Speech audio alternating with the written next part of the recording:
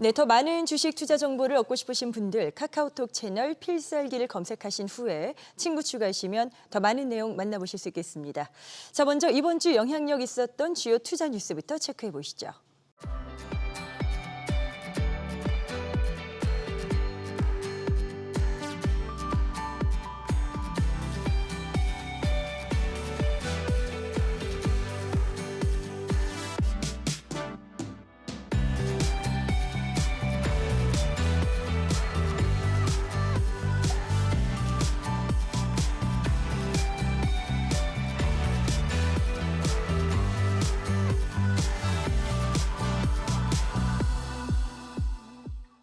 네, 시장 분위기가 또 급격하게 변하고 있습니다. 때문에 오늘 자리하신 네 분께서 또 시황에 대한 점검을 보다 면밀하게 또 말씀 주셔야 될 것 같은데요.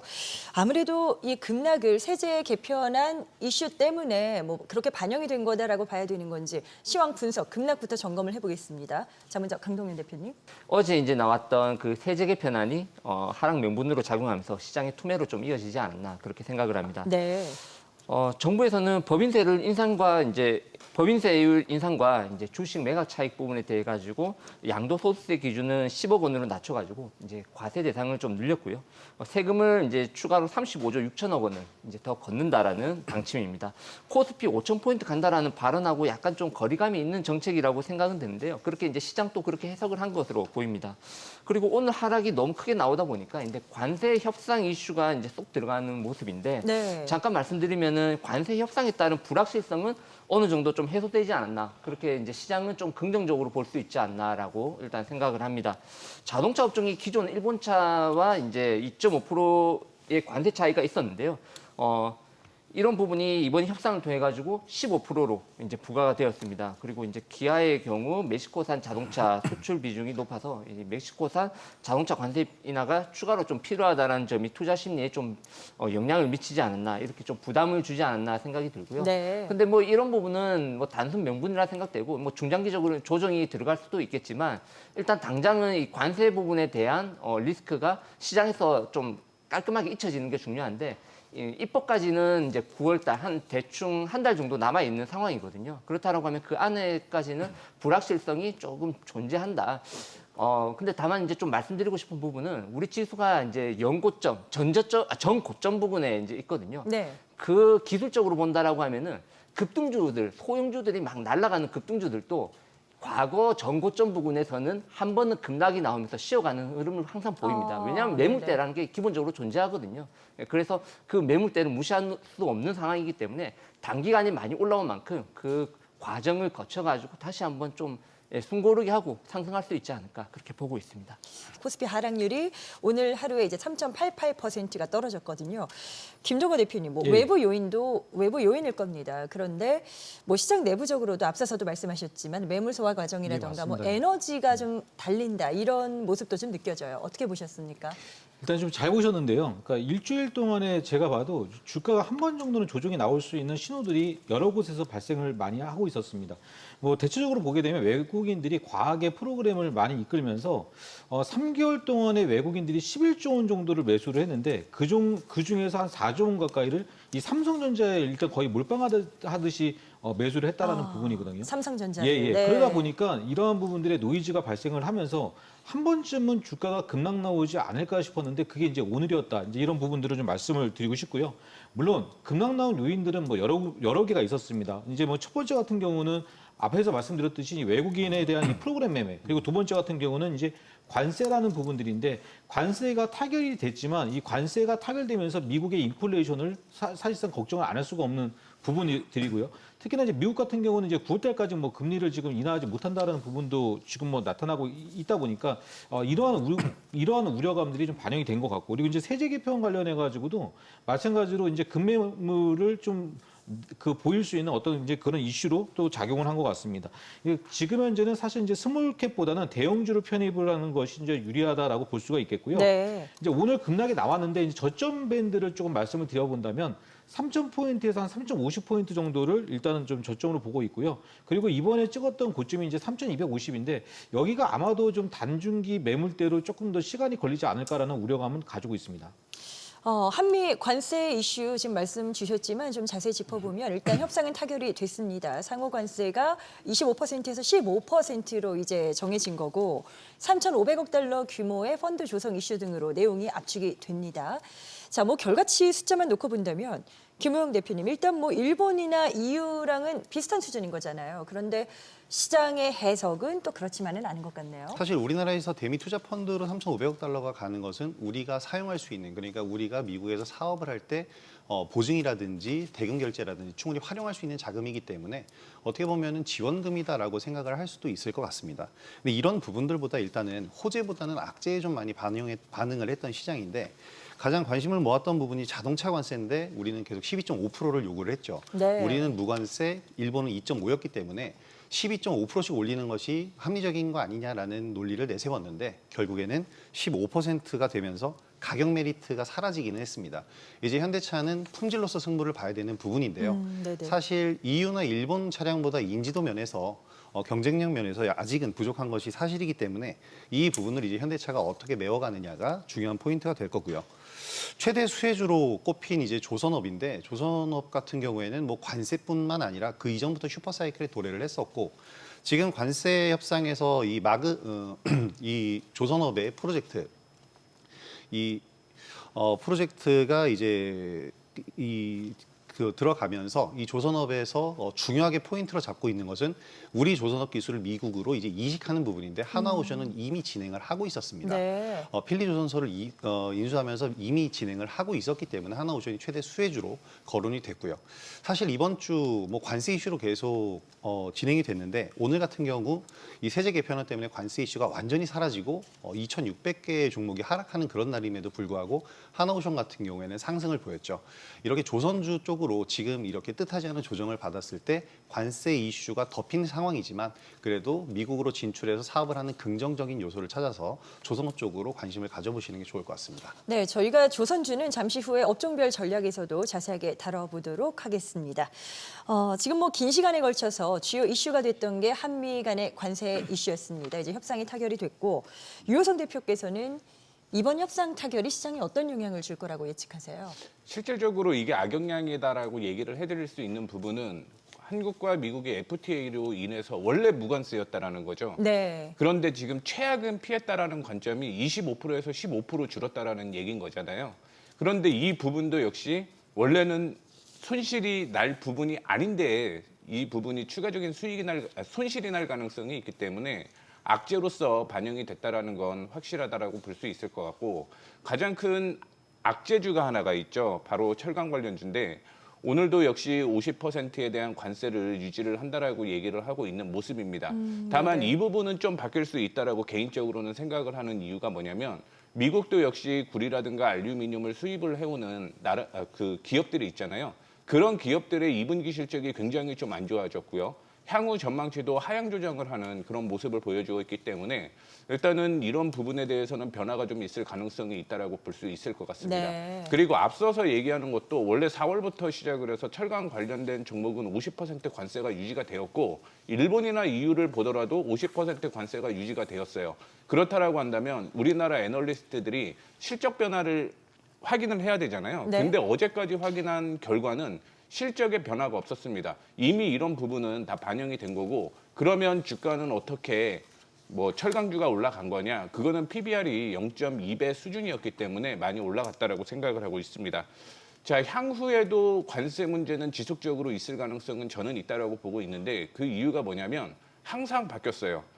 그러니까 EU와 협상을 했을 때도 관세를 부과를 하겠다라고 EU는 계속적으로 얘기를 했는데, 미국 쪽에서는 이런 부분이 철회를 한다라고 얘기를 했거든요. 네. 또 미국, 일본과의 협상에서도 변화가 좀 있었고, 아직 세부적인 내용을 확정을 하지는 않았기 때문에 이런 세부적인 내용이 확정이 될 때마다 종목별 흐름은 달라질 가능성이 있다라고 생각을 하시면 될 것 같습니다. 네, 이슈를 또 빠르게 팔로우하면서 대응하는 게 필요할 것 같습니다. 관세에 이어서 세제 개편안 부분 포함해서 저희가 또 전망을 알아봐야 될 것 같은데 또 하나의 고비가 되는 모습입니다. 이번 정부의 세제 개편안에 대해서 일단 투자자들의 어떤 그 액션은 좀 불만이 많은 것으로 그렇게 또 보여지기도 하거든요. 이 부분은 강동현 대표님, 8월 증시가 순항하는 데 많은 장애가 되지 않을까 싶기도 한데 어떻게 좀 판단해 볼 필요가 있을까요? 아까도 이제 잠깐 말씀드렸다시피 전고점 부분이라는 게 조금 신경이 쓰이긴 합니다. 예, 이게 하필이면은 전고점 부분에서 그런 그 세법 개편 관련해 가지고 얘기가 나오다 보니까 그걸 명분으로 조정이 이제 조금 더 크게 왔는데 어쨌든 나올 조정이었다라고 생각은 합니다. 주식이라는 게 계속 올라갈 수는 없거든요. 그리고 5,000포인트를 만약 간다 하더라도 쉬지 않고 5,000포인트 가는 게 아니라 뭐 3,300포인트 갔다가 2,800까지 내려갔다가 또 뭐 4,000포인트까지 갔다가 밑으로 또 내려가면서 그런 과정을 거치는 거지 않습니까? 쉬어가는 자리가 예. 중간중간 있겠죠. 그거는 네. 당연한 거기 때문에 다만 딱 그 세제 개편 관련 이슈가 오늘 나오면서 또 하락폭이 또 많이 커졌고 그리고 맞아요. 투매가 나오면서 이게 다 겹치다 보니까 좀 그런 이슈가 더 부각된 게 아닌가 생각은 합니다. 이유를 좀 그렇다고- 찾는 것 같아요. 예, 맞습니다. 네. 그리고 어쨌든 그 매도를 할 수 있는 명분은 필요한 거거든요. 예, 그렇기 때문에 그 명분을 이용해 가지고 이제 했는데 어쨌든 이 이슈로 해 가지고 하락이 크게 나왔기 때문에 앞으로 시장의 참여자들은 이 이슈 관련해 가지고 계속 관찰을 할 거라고 생각은 합니다. 네. 그렇다라고 하면은 9월 달까지는 그 9월 3일에 이제 국무회의를 거쳐가지고 국회를 이렇게 통과를 하는데 그 과정이 아직 확정된 게 아니기 때문에 또 뭐 국민청원이라든지 이런 얘기도 있거든요. 그러니까 중간에 또 변수는 많습니다. 이제 중요한 거는 그 변수가 많기 때문에 불확실성으로 이어질 수 있다고 생각하거든요. 아, 네네. 차라리 확정을 한다라고 하면 빨리 확정하고 마는 게 저는 괜찮다라고 생각합니다. 아니면은 그 과정에서 불확실성이 뭐 될 것 같아 안 될 것 같아 그게 오히려 주가 변동성에 작용을 해가지고 명분으로 작용할 거라고 생각을 하기 때문에요. 결정이 나면은 빨리 그냥 나는 게 낫다. 어쨌든 세제 개편안이 이게 통과가 된다 하더라도 주식시장은 흘러가거든요. 네. 그럼 거기에 맞게 또 시장 참여자들은 적응하게 되어 있습니다. 그래서 이 불확실성이 8월 달에는 좀 다소 쉬어갈 수 있는 그런 명분이 되지 않을까 생각을 하고 있습니다. 다소 어수선하게 이제 8월 시장을 맞이하고 있는 형국입니다. 유호성 대표님은 어떠세요? 지금 관세, 뭐 말씀하신 세제 개편안 이슈라던가 이런 부분들이 좀 흔드는 구도가 펼쳐지고 있어요. 어떻게 좀 대응하는 법이 접근 전략이 필요할까요? 일단은 배당 분리과세에 대한 얘기가 사실은 시장의 발목을 잡았다라고 생각을 하고 있습니다. 네. 오늘만 본다라고 하더라도 기관과 외국인이 매도를 했는데 그 전까지는 분리과세에 대한 배당에 대한 기대감이 좀 있었죠. 그런데 실질적으로 제조업은 다 빠지고 여기에 배당을 할 수 있는 회사들이 그렇게 많지는 않거든요. 그러다 보니까 이런 부분도 악재로 반영이 되었다라고 생각을 하고 있는데 사실은 미국부터 하락의 시작이 됐다라고 생각을 하시면 될 것 같습니다. 네네. 미국에서 소비주의 대표적인 회사들을 보게 되면 UPS라든가 월풀, 스탠리 블랙 같은 회사들인데 이 실적을 확인을 해보게 되면 사실은 소비와 밀접하게 되어 있는 회사들의 실적이 좋지는 않았거든요. 그리고 하반기에도 역시 실적이 떨어질 것이다라고 얘기를 하고 있는 게 상당히 좀 많다라고 볼 수가 있을 것 같습니다. 다만 제가 생각하는 건 3,030포인트 부근이 지지선으로 작용을 할 가능성이 있다라고 생각을 하고 있고요. 네네. 네.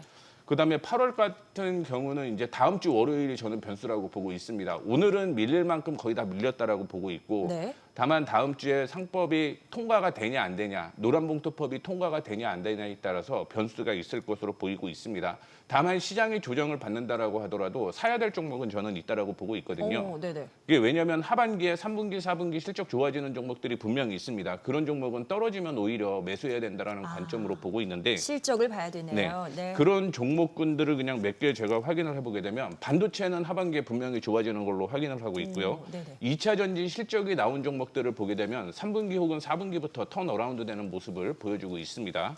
또한 통신 장비주도 역시 8월 달에 이슈가 국내에서도 주파수 경매에 대한 모멘텀이 존재를 하고 있기 때문에 아마 4분기부터는 확실한 턴어라운드가 가능할 것으로 예상을 하고 있고 마지막으로 지금 소비 쿠폰이 많이 발생을 했잖아요. 네. 그러다 보니까 소비 관련된 종목들도 하나의 이슈가 될 가능성이 있다라고 보고 있습니다. 그래서 8월 한 달간은 보수적으로 보지만 실적주는 오히려 떨어지게 되면 긍정적인 가격이 될 수 있다. 이렇게 보시면 좋을 것 같습니다. 네, 8월의 큰 그림을 한번 대응법 차원에서 그려봤습니다.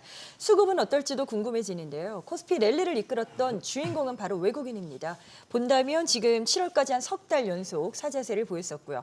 앞서서 김동완 대표께서 삼성전자에 대한 베팅 뭐 이런 말씀을 주셨는데 어떨까요? 외국인들이 계속해서 좀 시장에 긍정적인 액션을 취해줄지 궁금합니다. 그러니까 외국인 자금 이동은 사실 이제 신정부 기대감 때문에 정책 기대감 때문에 매수를 한 건 맞지만 큰 기조적으로 보게 되면은 이제 지금 달러 가격이 많이 빠지다 보니까 미국에서 달러를 갖다가 이제 국내 삼성전자에 사실 몰빵을 했고 또 삼성전자를 제외하고 보면 뭐 LG 에너지솔루션 또 SK 뭐 하이닉스 또 뭐 현대 기아차 뭐 이런 쪽으로 사실 주식을 굉장히 많이 샀던 것도 사실입니다.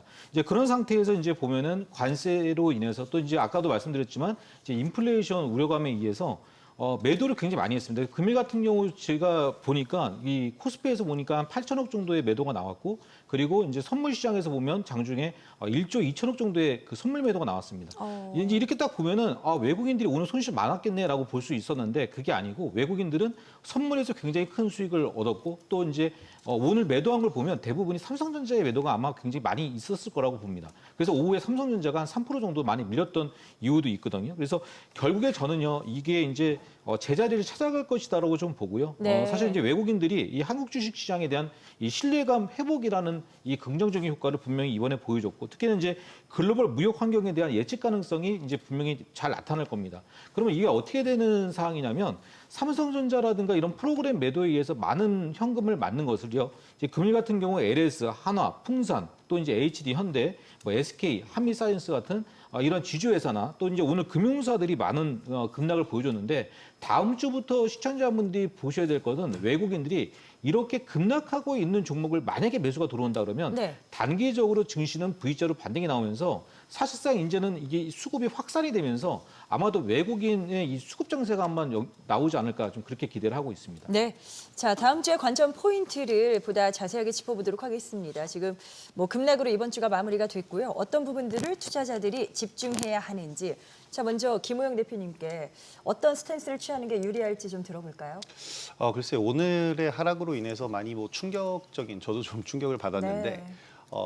누구나 다 지금 조정이 가까워왔다라는 것은 인식을 하고 계셨을 겁니다. 정고점을 바로 돌파했다면 아마 거기서 더 큰 하락을 맞지 않았을까 싶은데요. 근데 오늘 뭐 4%가량의 코스닥 시장 하락을 봤을 때는 좀 생각보다 좀 컸다. 세제 개편안이 그만큼 크게 작용을 한 건데 이것은 일종의 트리거로 작용을 했다라고 생각을 합니다. 다들 이것을 빌미로 해서 좀 물량을 쏟아내고 차익 매물을 좀 쏟아냈다라고 보는데요. 이런 부분들이 과하게 나왔잖아요. 언제나 과하게 나오는 그 상황은 다음에 바로 또 과한 반대적인 상황을 만들게 됩니다. 네. 그래서 오히려 이렇게 빠르게 급락을 보인 부분이 다음 주에 빠른 반등을 또 이끌 수 있을 것이다라고 보고 있고요. 사실 7월 후반부에 한 2, 3주가량 계속해서 박스권을 만들면서 횡보를 했거든요. 계속 관세 문제 때문에 이제 눈치를 보는 장세가 이루어졌었는데 이렇게 긴 시간 횡보를 하면서 형성된 매물대가 지금 지지력을 발휘를 하고 있는 것은 분명합니다. 코스닥 지수 60일선에 맞물려 있고요. 그래서 다음 주에 정책적인 기대감이 살아나면서 좀 어느 정도 회복 심리를 심어줄 수 있을 거라고 생각이 되는데 네. 일단 MSCI 정기 변경 시기가 다가오면서 이 관련주들이 좀 상승을 하고 있잖아요. 근데 여기에 정기 변경으로 편입될 종목들을 살펴보면 이 방산이나 전력 설비, 지주사들이 많이 포함이 되어 있는데 이들은 본래 이제 실적 그리고 정책적인 기대감으로 인해서 원래 상승을 하고 있었습니다. 보통 이렇게 정기 변경에 편입이 되게 되면 편입이 되고 난 이후엔 주가가 빠지기 마련인데 이들은 지금도 호실적을 거두고 있는데 다음 분기도 계속 실적이 성장할 것으로 예상이 되기 때문에 오히려 시장을 이끌어갈 수 있는 이런 선도 업종이 될 수 있겠다라고 보고 있고요. 또 지주사 관련주는 이제 다음 주에 상법 개정안이 어떻게 될지는 지켜봐야 되겠지만 어쨌든 지금 현재 코스피 5,000피를 향해서 가고 코리아 리밸런싱을 하는 데 있어서 가장 중요한 포인트들이기 때문에 정책적인 지원이 분명히 있을 거라고 생각합니다. 네네. 따라서 오늘 나온 세제 개편안이 최근에 많이 올랐던 시장에 대해서 좀 정부가 자신감을 가지고 좀 내세운 게 아닌가라고 생각이 듭니다. 바닥권에 있던 시장에서 이런 내용이 나왔다면 아마 지하실을 파고 들어갔을 텐데 지금은 고가권 시장이었기 때문에 이 세제 개편안에 대한 악재성 물량을 충분히 소화해 줄 수 있는 부분이거든요. 그러니까 소화가 가능한 부분이기 때문에 다음 주, 빠르면 다음 주부터라도 바로 긍정적인 신호를 포착할 수 있을 것 같습니다. 알겠습니다. 강동현 대표께도 좀 짧게 여쭤보도록 하죠. 어떨까요? 지금 뭐 관전 포인트를 어디를 놓쳐서는 안 된다 판단하세요?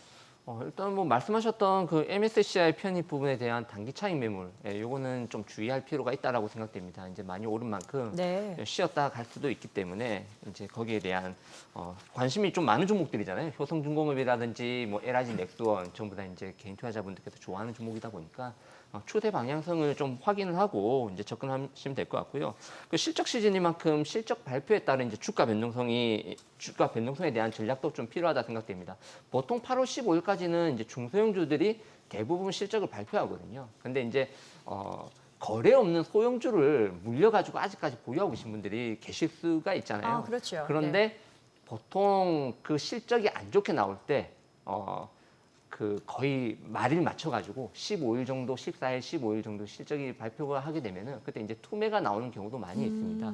그리고 이제 수급 쏠림 현상으로 인해 가지고 이제 저가주에는 저가 매수도 좀 많이 안 들어가거든요. 그렇기 때문에 미리 전략을 조금 세워놓을 필요가 있지 않나. 내가 처음에 어떤 투자 관점으로 접근을 했는지 부분에 대해서 좀 생각해 보실 필요도 있다 생각되고요. 그리고 마지막으로 다음 주에 좀 중요한 이슈가 있는 게 그 에코프로 그룹이 실적 발표가 있고요. 아, 네네. 그리고 하이브하고 SM 실적 발표가 있습니다. 이 이제 봐야 되는 부분은 엔터테인먼트의 주요 종목이고 하나는 2차 전지 소재에서 또 이제 주요 종목들이거든요. 그렇죠. 그렇기 때문에 이 종목들의 방향성에 따라 가지고 업종 방향성이 또 달라질 수가 있습니다. 네네. 그렇기 때문에 이쪽 이제 실적 부분은 좀 체크할 필요가 있다라고 말씀드리고 싶습니다. 네, 네 분의 시황 분석 자세하게 들어봤습니다. 투자의 최종 판단과 책임은 투자자 본인에게 있다는 점 말씀드립니다. 항상 자신의 원칙에 맞추어서 현명한 투자하시길 바라겠습니다.